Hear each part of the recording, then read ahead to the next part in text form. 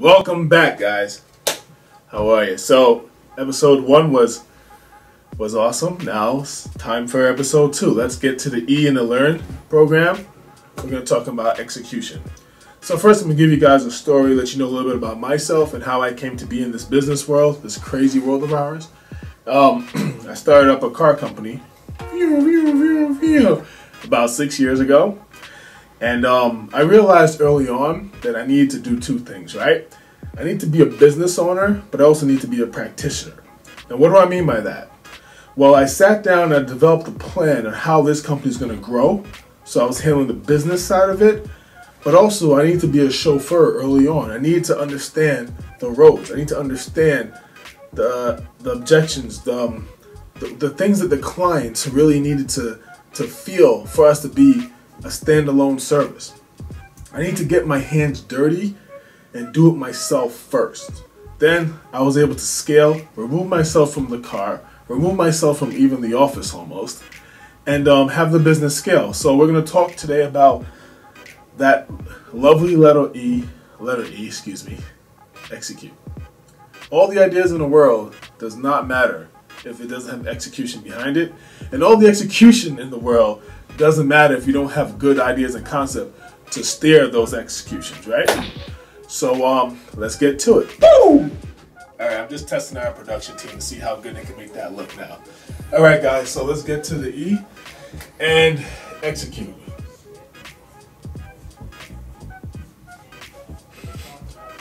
Now how does that apply to you?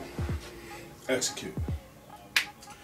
What I mean by that is, we're going to be going out getting you these leads, and it's critical that you follow up within 15 minutes of when that lead comes in. Not someone on your team, not an hourly employee. It needs to be you. It needs to be the owner. You need to understand how that life cycle happens, how the flow of the client goes before you can scale and delegate it to somebody else. Now, if you have a powerful sales team that does this already, then that's okay. Then your business is at the point where you don't need to do it yourself. But for most of you, and again, us included, I make sure that I learn every bit about the business. I make sure that I'm the one making those personal follow-ups and get in touch with people. That's why I do 99% of the demos myself, because I want to make sure I understand every single objection, every single nook and cranny before I delegate and pass it on to somebody else, because they're going to come to me with the questions anyway. So I need to know those answers, right? So really guys, today, execute. You have to follow up with the leads. You have to follow up with them fast, and you have to make it personal. Say their names as many times throughout the conversations.